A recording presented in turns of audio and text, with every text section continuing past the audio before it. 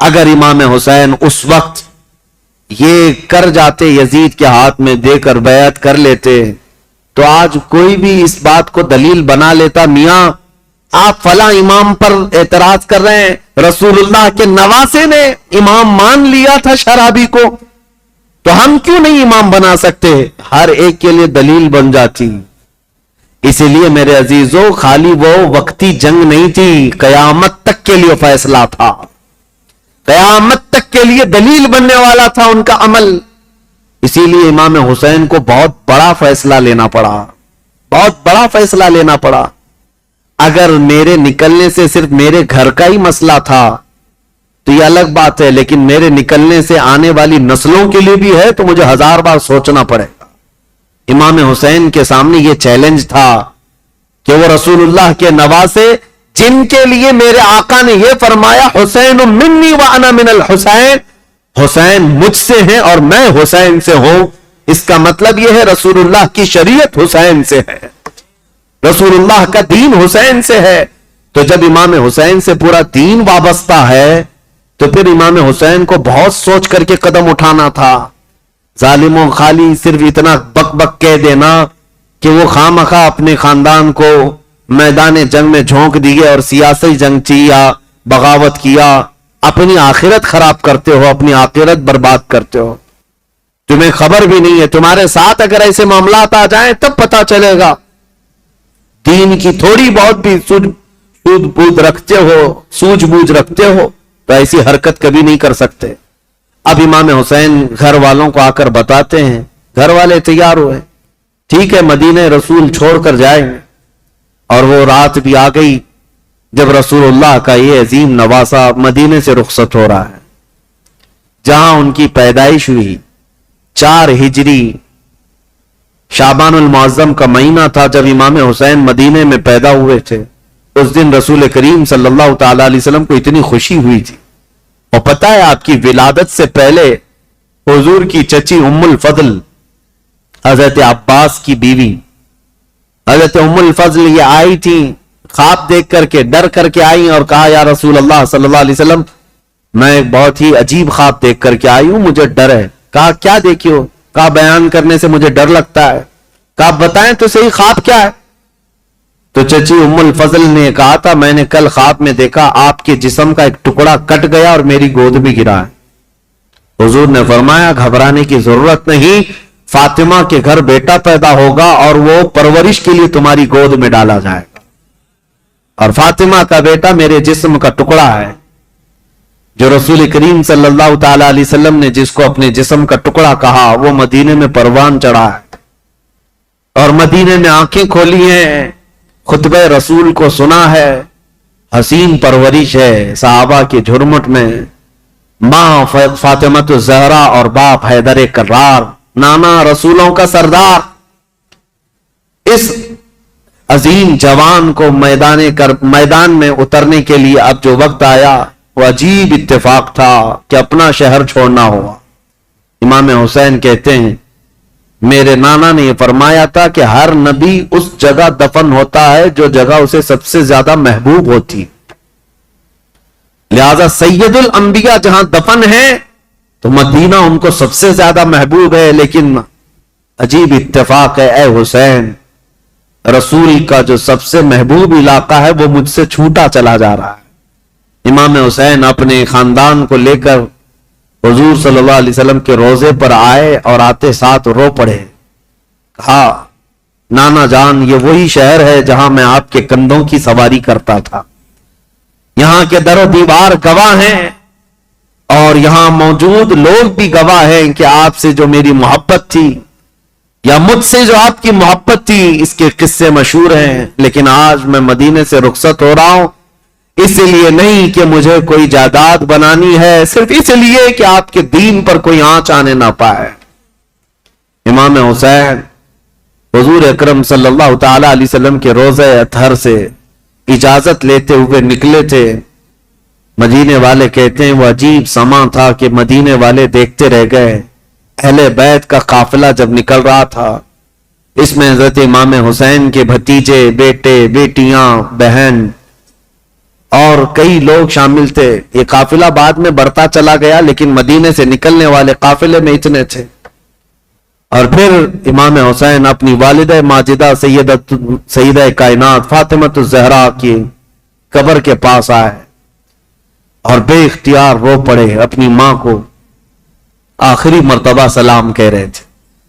مدینے والے کہتے ہیں کہ حسین کا جانا ہم نے دیکھا تھا، حسین واپس مدینے کبھی نہ آئے. اور مدینے والے روکتے رہے کہ ہم آپ کی بیعت بھی کریں گے اور آپ کی حمایت بھی کریں گے، آپ مدینے سے نہ جائیں. کئی لوگ آپ کے جبے کو تھام کر پکڑے ہوئے تھے. کہا ہم آپ کو چلتا پھرتا دیکھتے ہیں تو رسول اللہ کی یاد آتی، ہم آپ کو یہاں محسوس کرتے ہیں تو ہمیں نبی پاک کی خوشبوئیں محسوس ہوتی ہیں. آپ اگر مدینہ خالی کر کے جائیں تو ہمیں بتائیں رسول اللہ کے گھر میں اب بچا کون؟ آپ کے بھائی شہید ہو چکے، امام حسن، آپ کے باپ بھی نہیں ہیں. رسول اللہ کے گھر کی ایک نشانی آپ ہیں اور آپ جا رہے ہیں اور اپنی اولاد کو بھی لے جا رہے ہیں. کیا مدینہ رسول اللہ کے گھر سے خالی ہو جائے گا؟ اگر رسول اللہ کا گھر یہاں نہیں ہے تو پھر کس کا گھر رہے گا؟ مدینے والوں کی وہاں پر جو بہتابی تھی، آہو فغاں تھے، یہاں تک کہ وہ لوگ لڑنے کو تیار ہوئے اور تلواریں نکال چکے تھے. کہا حسین ابن علی ہماری تلواریں ہیں، آپ کے ساتھ ہیں، اللہ کا واسطہ دیتے ہیں آپ نہ جائیں. امام حسین نے ایک ہی جملہ کہا، میں رہ تو جاؤں گا تمہاری باتوں پر، لیکن کل کو جو عیاش لڑکا بیٹھا ہوا ہے تخت خلافت پر یعنی یزید، یہ مقابلے کے لیے مدینہ بھی فوج بھیج دے گا اور حرم رسول کو میں مسلمانوں کے خون سے رنگین نہیں کر سکتا. نبی پاک کا شہر میری وجہ سے خون آلود ہو جائے، مجھے یہ گوارا نہیں. میں میرے نبی پاک کے شہر کا حد درجہ احترام کرتا ہوں، مجھے جانے دو. یہ قافلہ مدینے والوں کی آنکھوں سے اوجھل ہو گیا. مدینے والے کہتے ہیں راتوں کی نیند غائب ہو گئی، ہمارا چین و سکون غرق ہو گیا. ہم اہل بیت کے اس گھر پر آتے تھے جو رسول اللہ کے حجرے سے لگا ہوا تھا، جہاں کبھی سیدہ کائنات فاطمۃ الزہرا رہا کرتی تھی. حضرت فاطمہ کا وہ مکان جو آج رسول اللہ کی جالیوں کے اندر آ گیا ہے. اہل مدینہ کہتے ہیں اس گھر کے اطراف ہم گھومتے تھے، اس لیے کہ ہمیں پتا ہے اس گھر کی تاریخ کہ حضور اگر اس گھر کے اندر بیٹھے ہوتے اور قرآن اترنا ہوتا تو جبرائیل دروازے پر کھڑے ہو کر پہلے اجازت لیتے پھر گھر میں آتے تھے. دوسری جگہوں پر جبرائیل امین براہ راست حضور پر وحی لے کر آتے تھے، آیتیں لے کر آتے، لیکن جب فاطمۃ الزہرا کے گھر میں حضور ہوتے تھے تو جبرائیل اجازت لے کر آتے تھے. اہل مدینہ کہتے ہیں وہ گھر خالی ہو چکا تھا، اس گھر کے اندر اب کوئی نہیں تھا. اہل بیت نبوت کا یہ گھرانہ، رسول اللہ کا یہ خاندان سب چل پڑا تھا. مدینے والے کہتے بھی تھے کہ کیسا وقت آ گیا کہ آج نبی پاک نے جس مدینے کو عظمت کا بلند مقام دے دیا، اس مدینے میں ان کے ہی گھر کے لوگ رہنے کے لیے آج پریشان کیے جا رہے ہیں، ستائے جا رہے ہیں اور یہاں سے ہجرت کرنے پر مجبور کیے گئے. امام حسین ابن علی رضی اللہ تعالیٰ اپنے خاندان سمیت نکل کر کے مکہ مکرمہ پہنچے. شعبان المعظم کا مہینہ تھا، تقریباً 4 تاریخ تھی جو حضرت امام حسین کی پیدائش کی تاریخ. جب تقریباً 4 شعبان کی تاریخ 4 شعبان کو مکہ مکرمہ میں داخل ہوئے، مکہ والوں نے شاندار استقبال کیا. عبداللہ بن زبیر بھی وہاں تھے، عبداللہ بن عمر بھی وہاں تھے. انہوں نے کہا حسین ابن علی آپ آ گئے مدینے سے سلامتی کے ساتھ، اہلاً و سہلاً مرحبا، آپ کے لیے مبارکبادی ہو. ولید بن عقبہ سے، مروان بن حکم سے، یزید سے آپ نے جان بچا لی، اب امن و امان میں آپ رہیں. مکہ مکرمہ میں یہ خاندان نبوت اہل بیت کا گھرانہ خوشحالی کے ساتھ رہ رہا تھا. لیکن برا ہو ان کوفی شیعوں کا. شیعان علی ایک جماعت ہے جو بعد میں چل کر شیعہ کہتے ہیں نا، شیعہ کا مطلب حمایتی. حضرت علی رضی اللہ تعالیٰ عنہ کے حمایتیوں کی ایک جماعت تھی، شیعان علی ان کو کہا جاتا تھا، جو کوفہ میں رہتے تھے، برسوں سے حضرت علی کے زمانے سے تھے. کیونکہ حضرت علی نے بھی دارالخلافہ کوفہ کو بنایا تھا، اور حضرت علی کے بعد امام حسن بھی وہاں رہے کوفہ میں، اور اس کے بعد وہ ہجرت کر کے مدینے چلے گئے، تب پھر امام حسین بھی گئے تھے۔ تو کوفہ والوں کا تعلق حضرت علی کے گھرانے سے پہلے سے تھا۔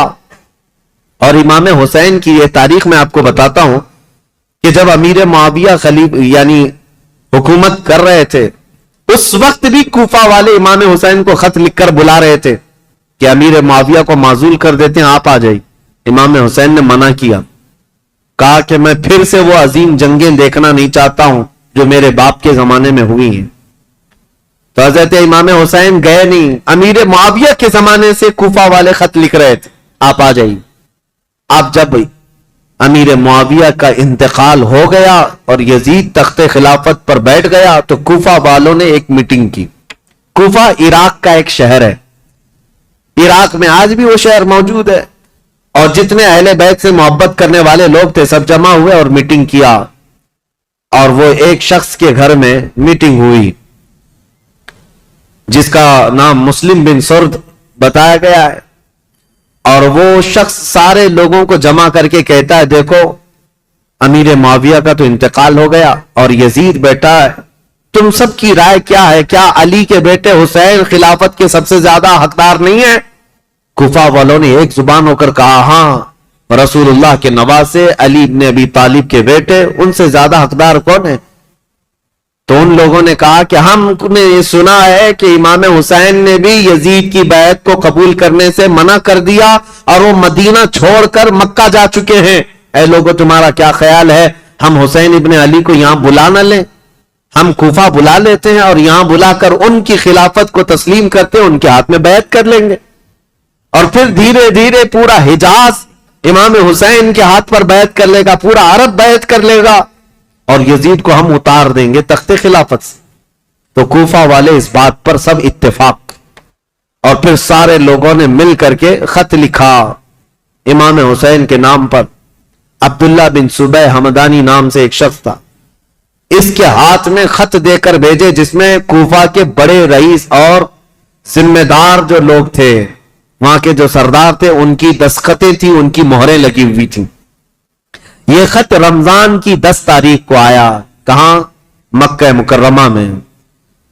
مکہ مکرمہ میں امام حسین کے پاس یہ خط آیا تو امام حسین نے دیکھا، اس میں یہ لکھا ہوا تھا، کوفہ والوں نے لکھا تھا، اللہ کی حمد و ثنا کے بعد، حضور کی صلاۃ و سلام کے بعد کہا امیر معاویہ کا انتقال ہو گیا، اور ان کے بعد یزید جیسا فاسق و فاجر شخص بیٹا ہے، لہذا ہم اس کی امارت اور اس کی خلافت کو نہیں تسلیم کرتے۔ اے علی کے بیٹے حسین، آپ تشریف لے آئیں، ہمارے سر پر کوئی امام نہیں ہے، آپ تشریف لائیں، ہم آپ کے ہاتھ پر بیعت کرتے ہیں۔ یہ خط کا مضمون تھا۔ امام حسین رضی اللہ تعالیٰ عنہ نے یہ حرم کعبہ میں اس خط کو پڑھا، اس کے بعد لوگوں سے پوچھا، اب سنیے، کوئی ایک شخص نے بھی اس بات پر رضامندی کا اظہار نہیں کیا، جو بڑے صحابہ تھے انہوں نے کہا کوفہ والوں کی بات پر کبھی یقین نہیں کیا جا سکتا، یہ غدار لوگ ہیں، دھوکہ دے دیتے ہیں، یہ غدار لوگ ہیں، دھوکہ دیتے ہیں، آپ کے باپ کو بھی کوفہ میں شہید کیا گیا، آپ کے بھائی کو بھی شہید کیا گیا ہے، اب آپ وہاں کیوں جانا چاہتے ہیں؟ مت جائیں، مکہ آپ کے لیے امن و امان کے ساتھ۔ حضرت امام حسین نے ان خطوط کو نظر انداز کر دیا، لیکن 2-3 دن کے بعد تقریباً 53 یا 55 لوگ کوفہ سے چل کر کے مکہ مکرمہ آئے، اور طواف کعبہ کے بعد سب امام حسین کے پاس نظر و نیاز لے کر کے آئے، اور اس کے بعد پھر خطوط لے کر آئے، کوفہ والوں کے حالات بتائے۔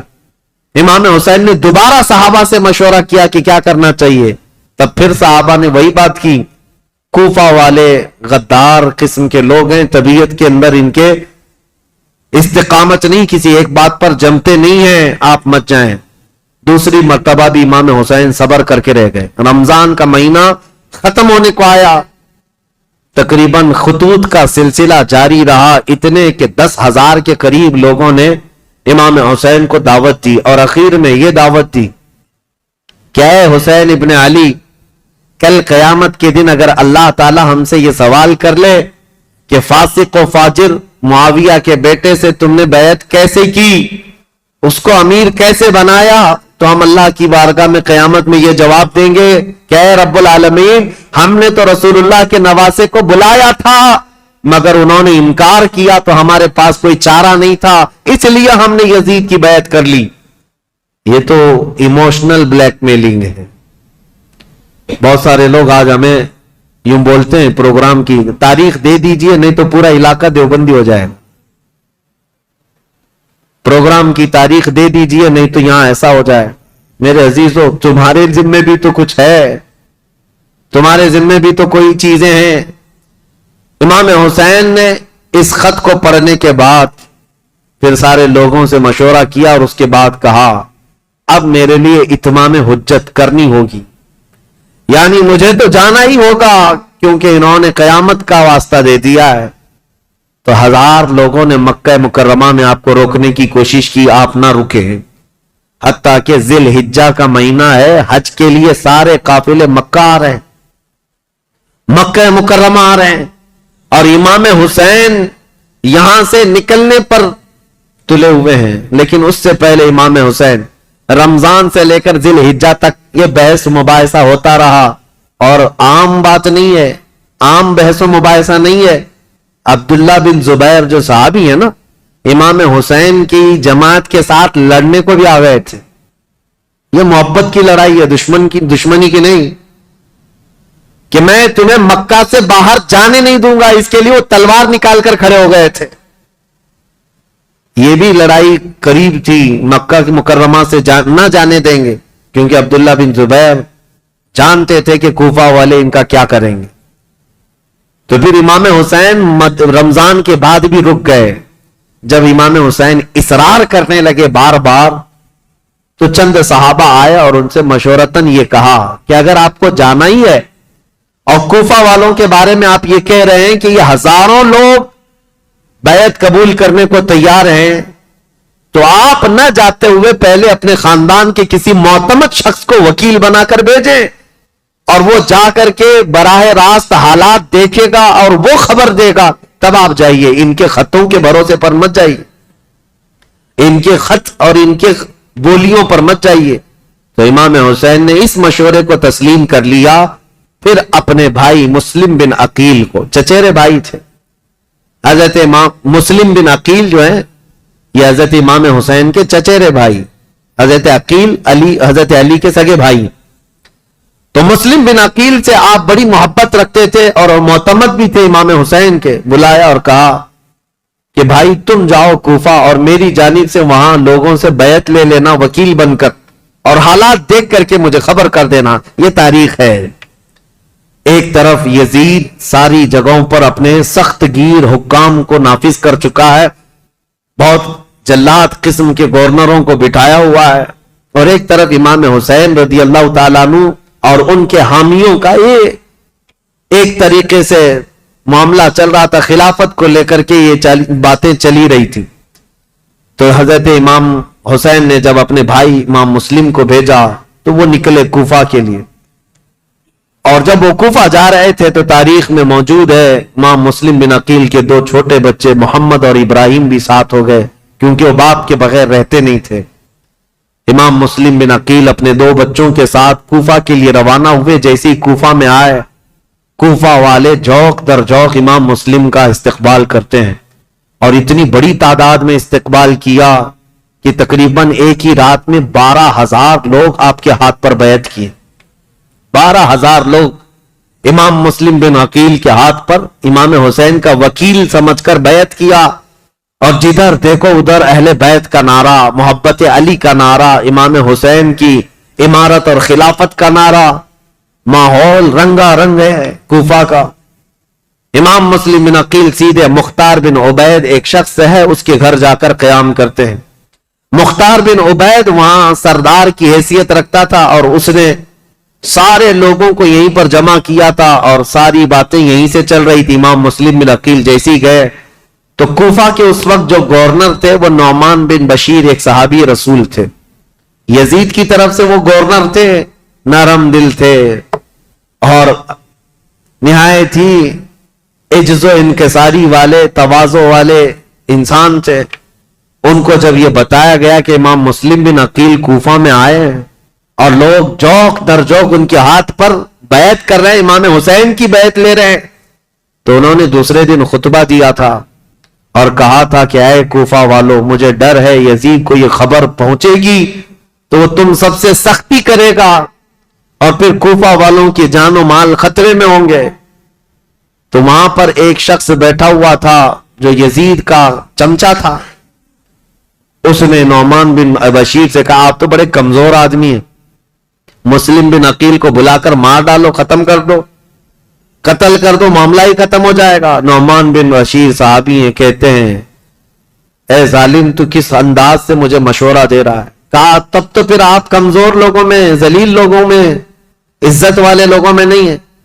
انہوں نے نعمان بن بشیر نے ایک تاریخی جملہ کہا تھا، مجھے ایسی ذلت گوارا ہے جس میں رب کی عزت ہے، رب کی رضا ہے، اور مجھے ایسی عزت گوارا نہیں جس میں رب کی ناراضی ہو اور کسی کا خون میرے ہاتھ سے رنگا ہو۔ عزیزان، میرا ہاتھ کسی کے خون سے رنگا ہوا ہو۔ حضرت نعمان بن بشیر اتر گئے اور یزیدی جو وہاں موجود تھے حامی، انہوں نے خط لکھ کر کے یزید کو پہنچا دیا کہ دیکھو یہاں پر تو مسلم بن عقیل آئے ہیں اور حسین نے خلافت کا دعویٰ کر ہی دیا ہے، جس کا تمہیں خطرہ تھا وہ خطرہ آ گیا، اور کوفہ والے جوق در جوق بیعت کر رہے ہیں۔ یزید کو کب یہ بات ہضم ہوتی؟ وہ تو کب سے تیاری کر رہا تھا، بلکہ اس کے باپ حضرت امیر معاویہ بھی اس کے تخت خلافت پر بیٹھنے کے لیے تیاریاں کیے ہوئے تھے، کئی لوگوں سے بات چیت کیے ہوئے تھے، حالات سازگار نہیں ہوئے تب تو ان کا انتقال ہو ہی گیا۔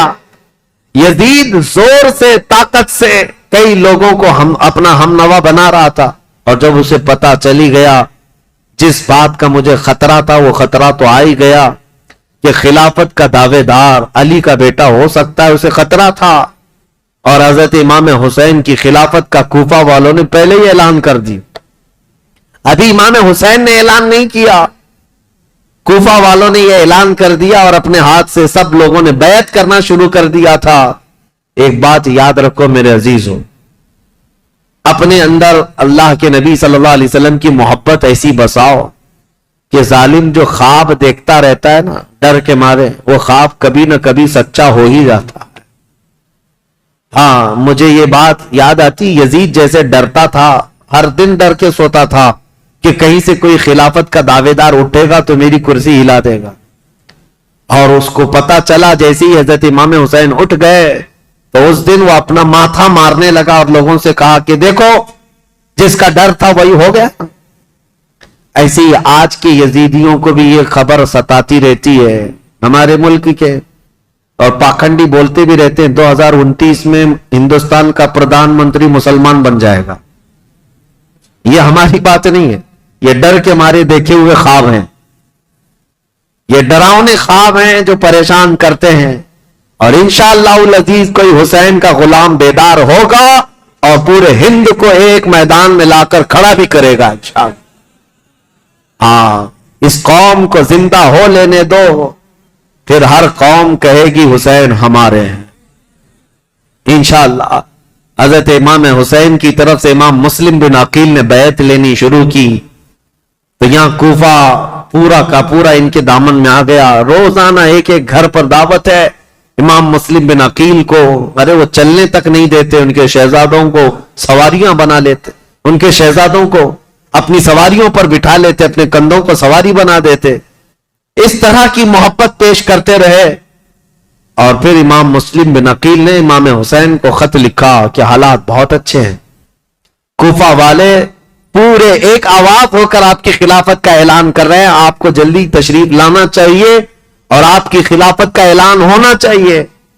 امام مسلم بن عقیل نے خط لکھ کر بھیجا، جس کام کے لیے آپ کو بھیجا گیا تھا وہ کام تو آپ نے کیا، عینی گواہ بھی تھے، آنکھوں سے دیکھا ہوا حال بیان کر دیا۔ اب امام حسین کے پاس جب یہ خط آیا تو اب مجھے بتاؤ، مکہ والے جو صحابہ امام حسین کو روک رہے تھے مت جاؤ مت جاؤ، امام حسین نے کہا تمہارے مشورے پر میں اپنے بھائی کو بھیجا، میرے بھائی نے بھی وہی خبر دی جو کوفہ والے اپنے خطوں میں لکھ کر کے بھیج رہے تھے، میرے بھائی پر تو مجھے اعتماد ہے، انہوں نے جو دیکھا وہ سچ بتایا۔ یہ خط تو آیا لیکن یزید کے ہاں سے جو معاملات سنگ دل کے بدلے اس طرح کہ اس نے مروان بن حکم کو بلایا اور پوچھا کہ یہ اس فتنے کو کیسے ختم کریں، یہ بغاوت کو کیسے سرو کریں. تو اس نے مشورہ دیا کہ نعمان بن بشیر یہ کمزور دل آدمی ہے، نرم دل آدمی ہے، اس کو اتار دو. حالانکہ صحابی رسول تھے. کہا اس کو اتار دو. اور عبید اللہ ابن زیاد یہ ایک نہایت ہی ظالم قسم کا جلاد آدمی تھا. اس کی ماں کے متعلق ہی مشہور تھا کہ وہ زنا کرتی یا کرواتی رہی، جس سے پیدا ہوا. اور اس کی ظلم کی داستانیں لوگوں میں مشہور تھیں. یہ بصرہ کا گورنر تھا. یزید نے فوراً لیٹر لکھ کر بھیجا کہ یہاں سے عبید اللہ بن زیاد سیدھے کوفہ جائے اور وہاں کے حالات کو اپنے ہاتھ میں کنٹرول کرے. عبید اللہ بن زیاد جیسی یزید کا خط آیا وہ کوفہ نکلا. کوفہ جب گیا تو بھیس بدل کر کے آیا، چہرے پر نقاب ڈال کر کے مدینے کی طرف، مکہ کی طرف سے جو راستہ آتا ہے اس راستے سے کوفہ میں آیا. کیونکہ کوفہ والے روز اس انتظار میں تھے کہ حیدر کرار کے شہزادے امام حسین تشریف لانے والے، رسول اللہ کے بیٹے کوفہ میں آنے والے. روز انتظار میں تھے کیونکہ امام مسلم نے خط لکھ کر کے بھیج دیا ہے، اب وہ آنے والے. تو ابن زیاد یہی دھوکہ دیتے ہوئے اسی راستے سے آیا کہ کوفہ والے یہ سمجھیں کہ حسین ابن علی آئے، اور کوفہ والے وہی سمجھے. خوب نعرے لگائے، مرحبا بک یا ابن رسول اللہ، اے رسول اللہ کے شہزادے، مرحبا مرحبا، آپ آ گئے ہمارے کوفہ میں. یہ ظالم کچھ بھی نہیں جواب دیتا تھا، پردہ ڈالے ہوئے جلوس میں چلتا رہا اونٹنی پر بیٹھ کر.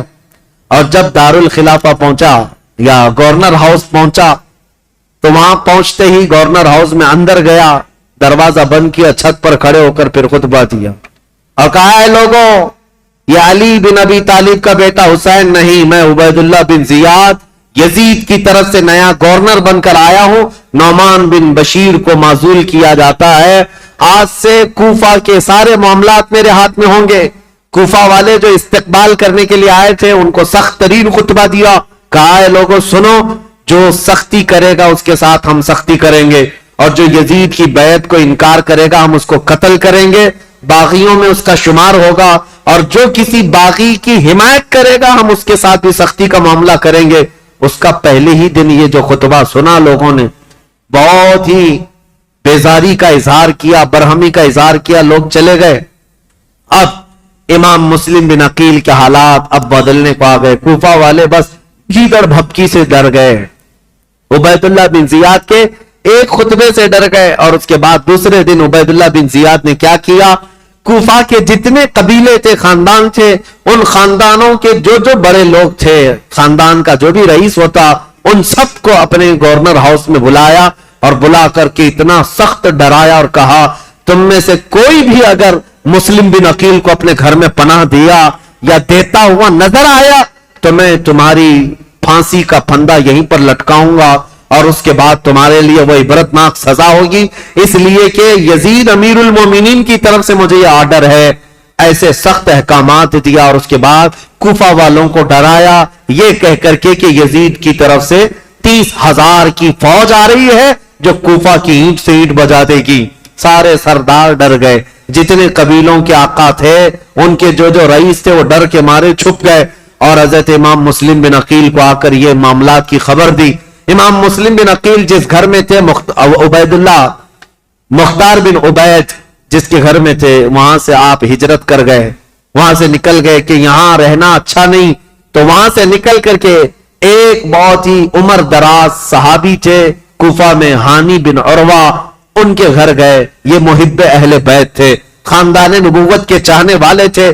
امام مسلم بن عقیل ان کے گھر جاتے ہیں، ہانی بن عروہ نے ان کا استقبال کیا اور اپنے گھر کے ایک کمرے کے اندر ان کو چھپا دیا. رازداری کے ساتھ امام مسلم بن عقیل اور ان کے شہزادوں کو اپنے گھر میں رکھا. اور جتنے اہل بیت سے لوگ محبت کرتے تھے صرف ان کو معلوم تھا کہ امام مسلم بن عقیل ہانی بن عروہ کے گھر میں.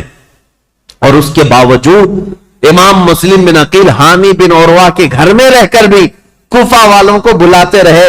جو اب تک 60,000 کی تعداد میں پہنچے تھے بیعت کرنے والے، اب ان لوگوں میں اب چھانٹنا شروع کیا کہ ابھی بچے کتنے ہیں. ہانی بن عروہ کے گھر میں جب آپ خفیہ لوگوں سے ملاقات کرتے تھے اس وقت بھی 18,000 لوگ ابھی بھی امام مسلم بن عقیل کے ساتھ تھے. آ کر کے انہوں نے اپنے ساتھ ہونے کا اظہار کیا. امام مسلم بن عقیل نے کہا کہ اب بھی حالات صحیح ہیں, کچھ بدلے تو کیا ہوا, کچھ تو موجود ہیں, امام حسین کو آنا چاہیے. دوسرا خط بھی انہوں نے لکھا کہ حالات قابو میں آنے کے لائق ہیں, آپ تشریف لائیں. دوسرا خط بھی گیا امام حسین کو. لیکن اب امام مسلم بن عقیل کی تلاش شروع کر دیا عبید اللہ بن زیاد. یہ ہر جگہ لوگوں سے پوچھنے لگ گیا کہ مسلم بن عقیل جو آئے ہیں حسین کی طرف سے وکیل بن کر, وہ کس کے گھر میں چھپے ہوئے, کوئی بتانے کو تیار نہیں تھا. اب عبید اللہ بن زیاد نے ایک غلام کو پیسہ دے کر کے بھیجا, 3,000 درہم یا دینار, کہا کہ تو جا کر کے کسی نہ کسی طرح سے تلاش کر کے معلوم کر کے مسلم بن عقیل کہاں چھپے ہیں. اب وہ روزانہ گھومتا تھا اور جو اہل بیت سے محبت کرنے والے ہیں وہ جانتا تھا. تو ایک مسلم بن اوسجہ اسدی رضی اللہ تعالیٰ محب اہل بیت سے مسجد میں عبادت میں رہتے, ان کے پاس گیا یہ غلام جس کا نام معقل تھا. یہ گیا اور کہا جا کر کے مجھے مسلم بن عقیل سے ملنا ہے. تو مسلم بن اوسجہ اسدی یہ کہتے ہیں تو مجھ سے کیوں پوچھ رہا ہے, مسجد میں اور بھی بہت سارے لوگ ہیں. تو یہ غلام کہتا ہے آپ تو جانتے ہیں حالات خراب ہے, میں اہل بیت کا کٹر حامی ہوں, محب ہوں, میں کچھ نظر اور نیاز لے کر کے آیا ہوں امام مسلم بن عقیل کو دینے کے لیے. وہ ہمارے شہر کوفہ میں غریب ہیں, لوگوں نے ان کو پریشان کر رکھا ہے. تو حضرت مسلم بن اوسجہ اسدی سمجھ گئے کہ یہ محب اہل بیت ہے, اس کو پکڑ کر ہانی بن عروہ کے گھر لے گئے. آؤ میں تجھے ملاتا ہوں. حضرت ہانی بن عروہ کے گھر یہ معقل غلام گیا تو دیکھا حضرت مسلم بن عقیل اور ان کے دونوں شہزادے گھر کے اندر ایک کمرے کے اندر موجود ہیں, اور جتنے اہل بیت سے محبت کرنے والے راستار لوگ تھے وہ آتے تھے, ملتے تھے, جاتے تھے. انہی میں یہ معقل غلام بھی گیا, جا کر 3,000 درہم نظر میں رکھا اور اس کے بعد رو دھو کر کے ان کے سامنے محبت کا اظہار کیا اور کہا میں محب اہل بیت ہوں, مجھے آنے کی اجازت ہو. تو اس کو آنے کی روزانہ اجازت ملی. دن بھر ان کے حجرے میں بیٹھا رہتا, کتنے لوگ کوفہ سے ان سے ملنے آ رہے ہیں, کون کون کیا کیا باتیں کر رہا ہے, سب سنتا, اور رات میں جا کر عبید اللہ بن زیاد کو ساری رپورٹ دیتا, ساری جاسوسی کرتا تھا. اس زمانے کا وہ مشہور ٹپر جو یہاں پر بھی بہت سارے لوگ اس طرح کے, اس لیے مجھے یہ کہنا پڑ رہا ہے یہ سب سے برا کام ہے جس پر اللہ اور اس کے رسول کی لعنت ہوئی ہے. میرے آقا صلی اللہ تعالی علیہ وسلم نے ان کے لیے جہنم کی بشارت دی ہے جو مسلمانوں کی جاسوسی کرتے ہیں یا مسلمانوں کی خبریں کفار و مشرکین کو پہنچاتے ہیں. ان کو منافقین میں شمار کیا گیا ہے, منافقین میں شمار کیا گیا ہے. حضور اکرم صلی اللہ تعالی علیہ وسلم اس قدر ناراض تھے, اس قدر ناراض, صرف ایک صحابی کی بارے میں بیچ میں بات آئی, عرض کرتا ہوں توبہ کریں میرے عزیزوں. میں ممبئی کے ایک علاقے جہاں گھنی آبادی ہے مسلمانوں کی, نام نہیں ذکر کر رہا ہوں کیونکہ ریکارڈ ہوتا ہے اور ہر جگہ چیزیں پہنچتی ہیں. ایک گھنی آبادی کا علاقہ ہے, وہاں جانے کے بعد ایک حاجی صاحب ہے, ان سے ملاقات ہوئی تو لوگوں کے کاروبار پوچھ رہے تھے. تو اس میں انہوں نے کہا کہ یہاں کے اکثر مسلمانوں کا جو کاروبار ہے وہ ٹپ دینا ہے, پولیس کو ٹپ دینا ہے, اسی پر ان کی روزی روٹی چلتی ہے. اور کچھ جو ہے جھوٹے فرضی کاغذات پر فلیٹوں کی خرید و فروخت کرتے ہیں, ٹوپی ڈالتے ہیں, یہی کاروبار ہے. نعوذ باللہ من ذالک. ان باتوں میں ہماری قوم کو سب سے زیادہ بدنام کیا گیا ہے یا ہوگا. 500 روپے 1000 روپے کے لیے کیا کوئی اپنی قوم بیچ دے گا؟ کوئی اپنی قوم بیچ دے گا؟ میرے عزیزوں تم ہرگز یہ مت سمجھنا کہ تمہاری خبریں دینے سے تم ان کے سامنے عزیز بن جاؤ گے. وہ ایسے کتے ہیں کہ ایک شکار کے بعد دوسرا شکار تم ہی ہوگے, تمہارا ہی نمبر ہو. اور میں جو بات عرض کر رہا تھا حدیث, وہ عرض کر کے آگے بڑھتا ہوں. ایک صحابی حضرت ابو لبابہ, یہودیوں کے متعلق حضور نے رات میں میٹنگ کی تھی کہ ان کے ساتھ کیا کرنا ہے. سارے صحابہ کا اتفاق ہو گیا تھا. یہودی چونکہ دھوکہ دیے تھے مدینے والوں کو, میٹنگ میں بات پاس ہو گئی کہ کیا کرنا ہے, لیکن حضور نے رات میں یہ کہا تھا کہ کوئی بھی اس بات کی خبر باہر نہیں پہنچائے گا, یہ رسول اللہ کا راز ہے. لیکن حضرت ابو لبابہ صحابی یہ باہر جا رہے تھے, یہودیوں نے انہیں پکڑ لیا, پرانی دوستی تھی, بچپن کی دوستی تھی. کہا ابو لبابہ سنا ہے رسول اللہ نے کچھ میٹنگ کی ہے ہمارے بارے میں, کیا مشورہ ہوا ہے؟ کہا نہیں بتاؤں گا, ہرگز نہیں بتاؤں گا, اللہ کے رسول کا راز ہے. تو ان پر پریشر ڈالنے لگے, پرانی دوستی کا واسطہ دیتے ہوئے, بچپن کی دوستی, کچھ تو بتاؤ, اچھا اشارہ تو بتاؤ. میرے عزیزو, آج تو جان بوجھ کر کے پورا اپنا پروفیشنل اور اپنا کاروبار بنائے ہوئے لوگ ہیں. وہ تو حضرت ابو لبابہ غلطی سے ان کے ہاتھوں لگ گئے, تو انہوں نے اشارے سے صرف یوں کہا تھا کہ تمہارا ہو جائے گا کام ہونے میں. اور یہودی راتوں رات پورا مدینہ خالی کر کے بھاگ گئے. دوسرے دن حضور کو خبر ہوئی, حضور نے بلایا, پوچھا کہ کس نے خبر کی ہمارے رات کی بات کو؟ تو حضرت ابو لبابہ کہتے ہیں کھڑا ہو گیا, کیونکہ پتا ہے نہ بھی بتاتا تو مخبر صادق صلی اللہ علیہ وسلم کو ہر بات کی خبر ہے. حضرت ابو لبابہ کھڑے ہو گئے, کہا یا رسول اللہ یہ جرم میرا ہے, لیکن میں نے جان بوجھ کر کے آپ کا راز افشا نہیں کیا, اور نہ ہی مسلمانوں کی کوئی بات جان بوجھ کر یہودیوں کو بتایا. میں تو راستے پہ جا رہا تھا اور اچانک ان کے ہتھے چڑھ گیا, انہوں نے مجھے بچپن کی دوستی یاد دلائی اور بہت زیادہ دباؤ ڈالا, میں نے اشارہ کیا تھا بس. جانتے ہو اس بات پر میرے آقا نے کیا فرمایا؟ نبی پاک صلی اللہ تعالی علیہ وسلم کھڑے ہو گئے, سارے مدینے کے صحابہ سے کہا آج کے بعد سے ابو لبابہ سے کوئی مسلمان نہ سلام کرے گا نہ مصافحہ کرے گا. حضور پاک نے فرمایا مکمل طور پر ابو لبابہ کا بائیکاٹ کرو, کوئی سلام بھی نہیں کرے گا, مصافحہ بھی نہیں کرے گا. حضرت ابو لبابہ کے متعلق اتنا سخت حکم حضور نے فرمایا. اور آج بھی مدینہ طیبہ مسجد نبوی جاؤ گے, وہاں ستونوں میں, مسجد کے اندر جو ستون ہے نا, ان ستونوں میں ایک ستون حضرت ابو لبابہ کے نام سے ہے. ابو لبابہ نے کیا کیا, اپنی بیوی کو بلایا اور کہا اب میں جینے کے قابل نہیں ہوں, مجھے اس کمبے سے باندھ دینا جب تک میری توبہ قبول نہ ہو. ان کو رسی سے ان کی بیوی باندھ کر چلی جاتی. حد تو یہ ہے وہ مدینے والے کیسے تھے, صحابہ تو دیکھتے تھے ان کو, نمازوں کے وقت کھولا جاتا تھا, حضور کے پیچھے نماز پڑھتے تھے, پھر رسی سے باندھ دیے جاتے, کھانے کے وقت ہاتھ کھولتے. ان کی بیوی بھی کچھ پوچھو تو منہ پھیر لیتی, کہتی رسول اللہ نے منع کیا, تم سے سلام بھی نہیں کیا جا سکتا, کلام بھی نہیں, جینے کا حق ہے اس لیے کھانا دیا جا رہا ہے. بیوی تک نہیں بات کرتی تھی.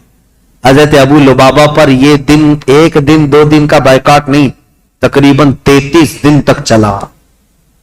حضور نماز پڑھاتے تھے لیکن ان سے ملتے نہیں تھے, اور اللہ رب العزت ان کی توبہ کا اعلان فرماتا ہے, حضور پر وہی آتی ہے جن سے یہ غلطی ہو گئی, اے رسول اللہ نے انہیں بخش دیا, معاف کر دیا. حضور اپنے ہاتھوں سے رسی کھولتے. یہ بات بیچ میں آئی ہے تو اس لیے مجھے عرض کرنا ہے, کچھ لوگوں کو ایسا لگتا ہے مسلمانوں کی جاسوسی کرنا, ان کی خبریں لے جا کر کے بڑے عہدے داروں کو بتانا, ٹپ دینا, اس میں ہماری عزت بڑھے گی.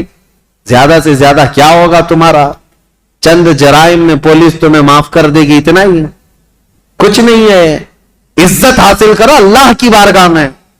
ہونا تو یہ چاہیے کہ اپنی قوم اور اپنی جماعت کے متعلق پہلے تو حالات ایسے ہوتے تھے کہ ہمارے بڑے, ہمارے بزرگ بتاتے ہیں کہ دوسروں کو ہماری جماعت کیا ہمارے محلے میں آنے سے پہلے اجازت لینی پڑتی تھی. اتحاد ہوتا, یونٹی ہوتی. آج ہر کوئی ایک دوسرے کے پیچھے پڑا ہوا ہے, اس کی جاسوسی وہ کرے, اس کی جاسوسی یہ کرے, جاسوسی میں پوری زندگی گزر جا رہی. قیامت کے دن اللہ کی بارگاہ میں کیا کہو گے؟ اور قرآن کا 26ویں پارے کی یہ آیت بھی یاد رکھو, اللہ نے فرمایا اجتنبوا کثیرا من الظن, اللہ فرماتا ولا تجسسوا, لوگوں کی جاسوسی مت کرو. اور جو جاسوسی کرتا ہے مومن کے لیے, یا غیبت کرتا ہے اس کے لیے, اللہ قرآن میں فرماتا گویا کہ وہ اپنے مرے ہوئے بھائی کا گوشت کھاتا ہے, مرے ہوئے بھائی کا گوشت کھاتا ہے. میں ان سب سے کہوں گا ظالموں, مردہ کھانے والوں, توبہ کر لو, ابھی دن باقی ہیں, ابھی دن باقی ہیں. تم نے جن لوگوں کو ذلیل کرنے کے لیے آج تخت پر بیٹھے ہوئے لوگوں کی رضامندی حاصل کرنے کے لیے مسلمانوں کی خبریں لے جا کر پہنچاتے ہو, دن بدلیں گے, وقت بدلے گا, پھر تمہاری حالت ایسی ہوگی, نہ تم اپنی قوم کے ہوگے نہ کسی اور قوم کے ہوگے.